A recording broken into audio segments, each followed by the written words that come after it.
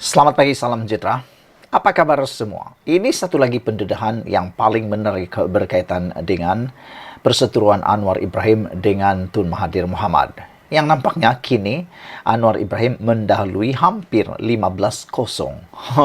Teruk Mahathir dikerjakan kali ini. Ini semua akibat daripada pendedahan oleh Anwar Ibrahim bahawa Dr. Mahathir batal bantuan ke sekolah agama hanya kerana PROPAS. Apabila Anwar Ibrahim mendedahkan perkara ini, ramai netizen yang dengan tanda petik menyatakan inilah antara kejahatan atau tindakan Tun Mahathir yang pernah dilakukan sepanjang menjadi Perdana Menteri. Mereka menulis bahawa Tun Mahathir Mohamad agak licik di dalam percaturan politik mereka. Selain daripada itu, pendedahan ini juga menjadi tanda tanya. Adakah Mahathir akan menyaman Anwar Ibrahim untuk kali kedua sekian kalinya? Karena sebelum ini pun kita tahu Mahathir telah menyaman Anwar Ibrahim berjumlah 150 juta. Namun akibat daripada saman tersebut, rupa-rupanya ianya bukan memudaratkan Anwar Ibrahim, tetapi membawa kemudaran dan besar pula kepada Mahathir Mohamad, sehingga kan banyak pendedahan-pendedahan yang luar biasa kini satu persatu didedahkan. Yang terkini, Anwar Ibrahim mendedahkan Dr. Mahathir batal bantuan ke sekolah agama kerana PROPAS. Yang menjadi persoalan oleh Anwar di dalam hujung daripada ulasan beliau atau pendedahan beliau ialah Anwar kata dia bingung bagaimana Tun Mahathir dan PAS kini telah pun bersahabat. Anwar Ibrahim kata sekarang ini sudah 7 bulan beliau bersama kerajaan peruntukan bagi Islam bertambah. Saya bantu juga yang miskin. Kalau sekolah daif itu sekolah Melayu, Cina, Tamil yang banyak susah kita bantu, kata Anwar Ibrahim. Jadi Anwar Ibrahim kata apabila beliau menjadi Perdana Menteri, ramai orang mendakwa bahawa Anwar Ibrahim akan menyebabkan perkara-perkara yang negatif. Kata mereka, apabila Anwar Ibrahim menjadi Perdana Menteri, ada yang percaya kalau Anwar Ibrahim jadi Perdana Menteri, sistem akan jadi liberal, LGBT dan akan disahkan lelaki boleh berkahwin dengan lelaki. Namun persoalannya ialah fitnah ini untung apa, kata Anwar Ibrahim. Kerana selepas 7 bulan menjadi Perdana Menteri, semua yang difitnahkan itu, negara jadi Perdana Menteri jadi sistem akan jadi liberal lah, LGBT lah, lelaki boleh kahwin lelaki dan sebagainya, semua itu semata-mata adalah fitnah. Dan fitnah itu ialah dosa yang amat besar. Anwar Ibrahim kata kita hendak corak negara. Kita hendak negara coraknya ia masih Melayu. Di Perlis saya diberitahu kalau Anwar jadi Perdana Menteri, pelajar-pelajar akan kembali pakai skirt. Ada yang percaya pula, kata Anwar Ibrahim. Tetapi fitnah ini untung apa? Ianya hanya merugikan kita semua. Anwar Ibrahim berkata bahawa apabila Mahathir Mohamad bekerjasama dengan PAS, dia menjadi hairan. Kerana dia kata, saya tak faham macam mana boleh berlaku atas alasan Sekolah Agama Rakyat SAR ini PROPAS dan simpati dengan Anwar, seluruh sekolah-sekolah agama itu dihentikan bantuan oleh Tun Mahathir, kata Anwar Ibrahim. Tak apalah sekarang dia berkawan dengan mereka. Mahathir berkawan dengan PAS. Saya tak faham macam mana boleh berlaku, kata Anwar Ibrahim. Beliau kata, saya sebut tadi umpamanya pada tahun 1999 ketika saya meringkuk di penjara Sungai Buloh, kata Anwar, Perdana Menteri ketika itu Tun Mahathir membatalkan semua bantuan ke sekolah bantuan agama rakyat di seluruh negara. Inilah sebabnya, saudara-saudara sekalian, isu ini menjadi perhatian ramai orang, terutamanya netizen dalam media sosial. Sebelum kita berpisah, saudara-saudara sekalian, apa pendapat anda tentang isu dan pendedahan ini? Pada pendapat anda, siapakah yang mungkin akan didapati memfitnah dan difitnah dalam kes saman 150 juta itu? Tun Mahathir Mohamad didakwa telah menghentikan peruntukan kepada sekolah agama bantuan di seluruh negara pada tahun 1999 ketika menjawat jawatan Perdana Menteri. Perdana Menteri Datuk Seri Anwar Ibrahim berkata, Mahathir berbuat demikian kerana mendakwa pihak pentadbiran dan kaki tangan sekolah agama menyokong PAS dan bersimpati terhadap tindakan yang dikenakan ke atas Anwar Ibrahim. Sekian dulu untuk kali ini, ikuti terus ulasan selepas ini. Selamat malam, salam sejahtera. Ini satu lagi pendedahan daripada Anwar Ibrahim yang memang baru dan tak pernah Anda dengar. Sejak akhir-akhir ini, apabila Dr. Mahathir Mohamad seakan-akan mengisytiharkan beliau memusuhi Anwar Ibrahim dengan membawa saman ke mahkamah, Anwar Ibrahim pula tidak berhenti setakat mendedahkan beberapa hal yang melibatkan uang paling banyak pernah kita tahu. Hari ini Anwar Ibrahim dengan jelas dan lantang mengatakan bahwa Dr. Mahathir batal bantuan ke sekolah agama kerana propas. Itu pendedahan Anwar. Yang pastinya Anda wajib share. Kerana kita tak pernah tahu tentang ini. Sejak Anwar Ibrahim jadi Perdana Menteri, barulah perkara-perkara ini kita ketahui. Dipetik dari Malaysia GZ. Dr. Mahathir batal bantuan ke sekolah agama kerana propas, kata Anwar. Ini betul-betul sesuatu yang pendedahan yang mengejutkan kita. Tun Dr. Mahathir Mohamad didakwa telah menghentikan peruntukan kepada sekolah agama bantuan di seluruh negara pada tahun 1999 ketika menjawat jawatan Perdana Menteri. Perdana Menteri Datuk Seri Anwar Ibrahim berkata, Mahathir berbuat demikian kerana mendakwa pihak pentadbiran dan kaki tangan sekolah agama menyokong PAS dan bersimpati terhadap tindakan yang dikenakan ke atas beliau. Perdana Menteri mendedahkan perkara tersebut dalam program Temu Anwar di Dewan Tunku Chancellor Universiti Malaysia Kelantan UMK hari ini yang dihadiri mahasiswa dari seluruh negeri itu. Saudara-saudara sekalian, ada kelebihan Anwar Ibrahim menjadi Perdana Menteri dan juga Menteri Keuangan kerana semua fail tentang keuangan Malaysia sedang diteliti oleh Anwar Ibrahim. Kita tahu Anwar Ibrahim adalah orang yang sangat hardworking. Pastinya beliau meneliti setiap halaman muka surat dalam fail-fail tersebut sehingga menjumpai perkara-perkara yang luar biasa seperti ini yang tak pernah dikatakan oleh sesiapa pun. Dan saya yakin Anwar Ibrahim, seperti yang kita tahu, beliau tidak akan bercakap tanpa asas. Beliau mendedahkan perkara ini dengan asas yang luar biasa. Dengan mengatakan, Dr. Mahathir membatalkan bantuan ke sekolah agama kerana propas. Saudara-saudara, apabila Anwar mendedahkan ini, menjadi persoalan baru kepada kita ialah, adakah Mahathir akan menyaman Anwar Ibrahim kali kedua pula? Nah, itu persoalannya. Kata Anwar Ibrahim, saya sebut tadi, umpamanya pada tahun 1999, ketika saya merengkok di penjara Sungai Buloh, Perdana Menteri ketika itu, iaitu Tun Mahathir, membatalkan semua bantuan ke sekolah, semua sekolah bantuan agama rakyat di seluruh negara. Atas alasan, sekolah agama rakyat SAR ini propas dan simpati dengan Anwar. Seluruh sekolah-sekolah agama itu dihentikan bantuan. Tak apalah, sekarang dia berkawan dengan mereka. Saya tak faham macam mana, kata Anwar Ibrahim. Ini semua didedahkan oleh Anwar Ibrahim apabila Tun Mahathir Mohamad tiba-tiba bersahabat dengan seteru utama politik beliau, iaitu PAS. Mahathir dilihat dan kita tahu, tidak boleh dinafikan, Mahathir memang tak pernah sebulu dengan PAS sebelum ini. Tetapi sejak Anwar jadi Perdana Menteri, tiba-tiba pula Mahathir sebulu sekepala dengan PAS. Jadi itu sebab Anwar Ibrahim kata, dia amat tak faham. Saya tak faham macam mana, kata Anwar Ibrahim, apabila Mahathir dan juga PAS berkawan.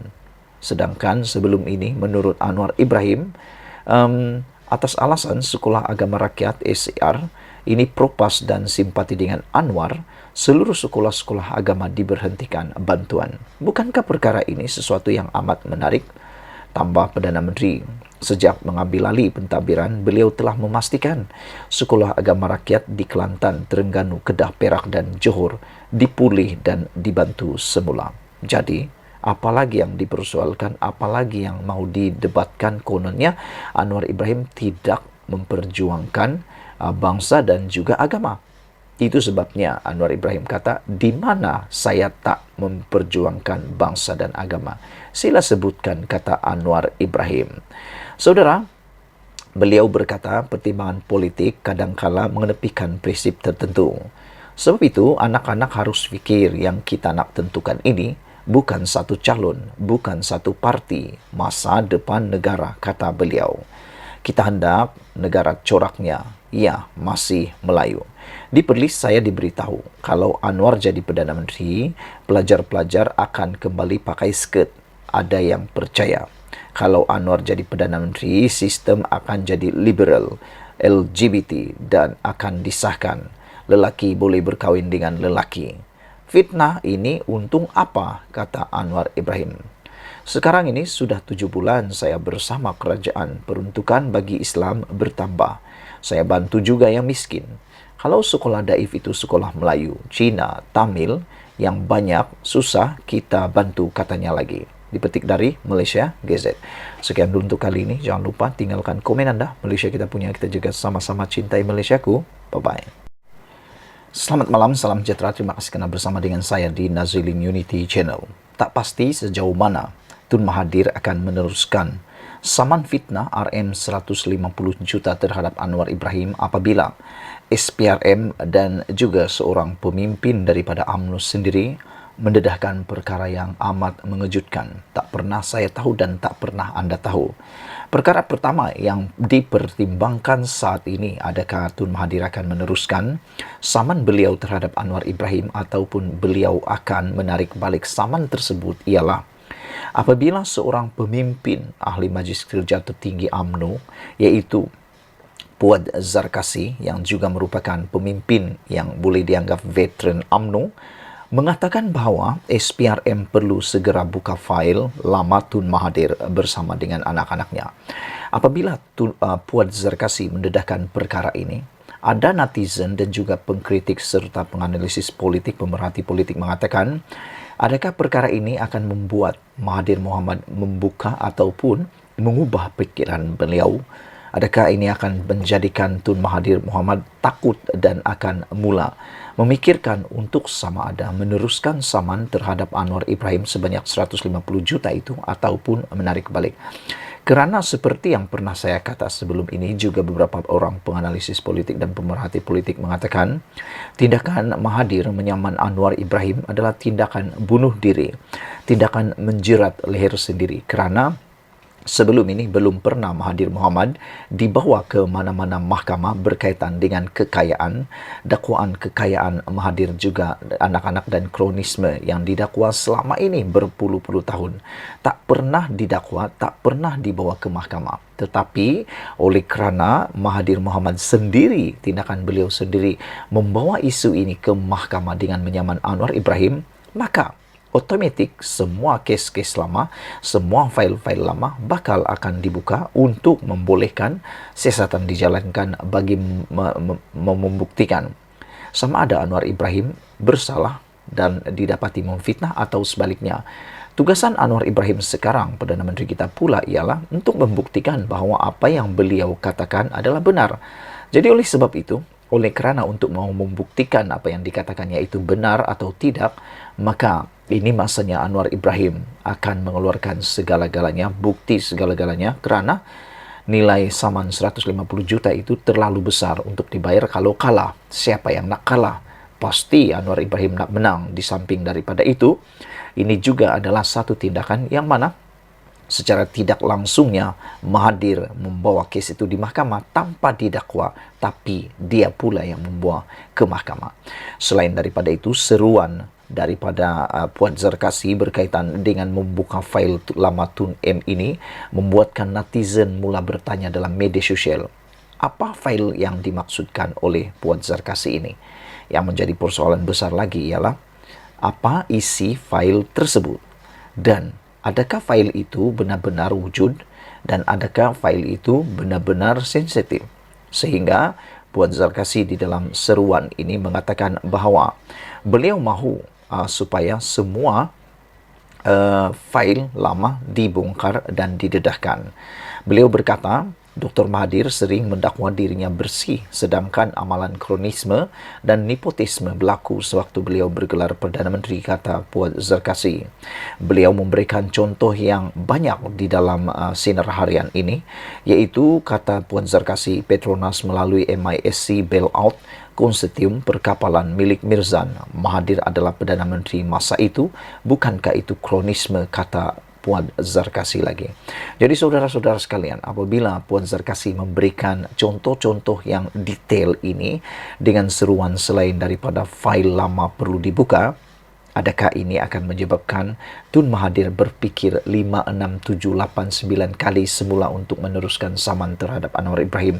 Karena saya percaya, bersama dengan penganalisis politik dan pemerhati politik yang lain, saya percaya Anwar Ibrahim tidak akan berhenti sampai di sana saja. Beliau akan terus-menerus mendedahkan perkara-perkara yang lebih menarik yang mungkin kita tak pernah tahu.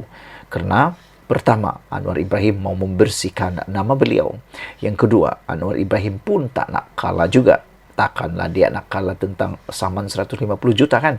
Dia mau menang juga. Jadi saudara, itu persoalan kita malam ini. Sila tinggalkan komen Anda, apa pendapat Anda. Adakah Tun Mahathir sepatutnya jangan membawa kes ini ke mahkamah? Kedua, adakah Tun Mahathir akan menarik saman itu? Itu persoalan dia. Tinggalkan komen Anda, tekan butang subscribe, ikuti terus ulasan selepas ini.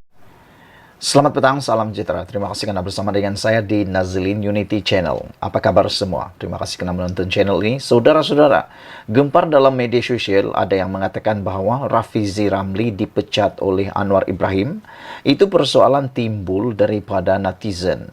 Gara-gara satu insiden yang berlaku antara KJ dengan Anwar Ibrahim. Namun demikian, saya tak setuju dengan pertanyaan itu dan saya juga tak percaya dengan pertanyaan itu. Yaitu pertanyaannya, adakah Rafizi Ramli telah dipecat ataupun adakah Rafizi Ramli telah digantikan oleh Khairi Jamaluddin? Saya tak percaya dengan persoalan itu. Sebelum saya teruskan ulasan ini, jangan lupa Anda juga tinggalkan komen Anda setiap kali saya membuatkan konten. Dan dalam konten ini, Anda tinggalkan komen Anda. Apa pendapat Anda tentang pencapaian Rafizi sebagai Menteri Ekonomi di Malaysia dalam Kabinet Anwar Ibrahim, yang seringkali Rafizi diolok-olok oleh Perikatan Nasional sebagai pakar teori semata-mata. Tapi saya tak setuju. Saya beranggapan Rafizi Ramli telah menunjukkan prestasi yang amat baik.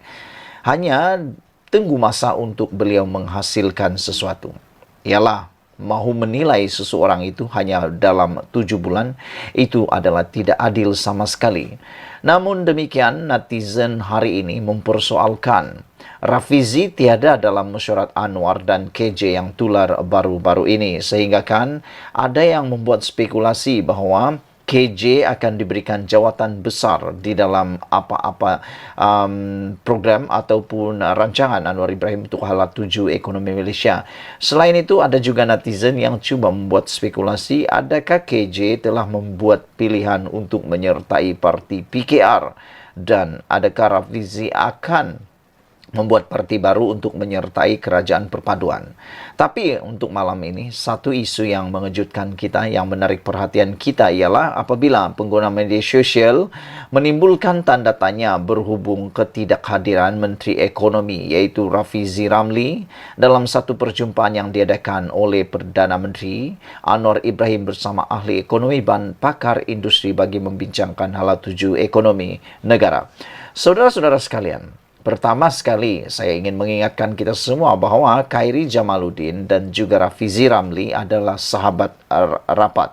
Mereka adalah kawan baik. Jadi adalah mustahil Rafizi tak hadir di dalam mesyuarat itu kerana tak suka dengan KJ. Ada netizen menulis mungkin sebab KJ tak suka dengan Rafizi atau Rafizi tak suka dengan KJ. Itu adalah dakwaan yang tidak benar kerana Rafizi dan juga KJ adalah sahabat baik. Selain itu, saya rasa Rafizi tidak hadir dalam mesyuarat itu bukan kerana tidak dijemput atau bukan juga kerana beliau tidak mau hadir, tetapi mungkin ada program lain yang berlanggar dengan mesyuarat tersebut. Jadi mungkin mesyuarat ataupun program yang dihadiri oleh KJ itu terdahulu dijadualkan. Saudara-saudara sekalian, sebaliknya bekas ahli Parlimen Rembau menurut laporan Sinar Harian ini, Khairi Jamaluddin Abu Bakar pula dijemput Anwar untuk menghadiri perjumpaan tersebut sedangkan beliau bukannya dikenali sebagai pakar ekonomi. Bagaimanapun tidak dapat dipastikan peranan yang dimainkan Khairi Jamaluddin atau KJ dalam pertemuan itu. Seorang pengguna Facebook, Ahmad Muhammad berkata, bincang hal ekonomi tanpa Menteri Ekonomi. Tetapi kenapa, kata beliau, kami masih memerlukan formula beliau, guraunya. Menurut seorang pelayar lain yang menggunakan Facebook, Nos Babe berpendapat, Rafizi perlu ada dalam perbincangan tersebut kerana ia melibatkan soal ekonomi negara. Tidak kisah ia pandangan atau apa, dia Menteri Ekonomi sepatutnya ada, ujar mereka lagi. Selain itu, ada juga netizen mengaitkan penglibatan KJ dalam perbincangan tersebut. Kerana terdapat ura-ura, beliau akan menyertai parti pembangkang menjelang pilihan raya negeri tidak lama lagi. Salah seorang pengguna Facebook juga iaitu Adnan Jafar mempersoalkan sama ada kerajaan kepimpinan Anwar Ibrahim sekiranya risau sekiranya KJ menyertai Perikatan Nasional PN. Bimbang KJ join PN ke soalnya. Mahu pujuk KJ lah tu sebab Jahid KJ sudah tolak awal-awal, kata pengguna akaun Facebook bernama Lajia. Bagaimanapun, terdapat orang ramai menyokong tindakan Anwar dengan memanggil KJ untuk menghadiri perbincangan tersebut. Tidak salah bincang hala tuju negara bersama-sama, negara kita bersama, luas salah seorang pengguna Facebook. Saudara-saudara sekalian, apa pendapat anda tentang isu pada malam ini? Adakah juga anda bersama dengan netizen mempersoalkan Rafizi tiada dalam mesyuarat Anwar KJ, ataupun anda juga berpikir bahawa ada potensi KJ betul-betul telah disingkirkan atau dipecat oleh Anwar Ibrahim? Saya tidak percaya tentang perkara itu. Saya berpendapat KJ dalam prestasi yang terbaik dan mungkin ketidakhadiran beliau itu sudah maklum dan ada alasan program atau ada alasan yang lebih munasabah yang kita tak tahu, ataupun perkara yang dibincangkan dalam mesyuarat tersebut tidak perlu untuk Rafizi hadir.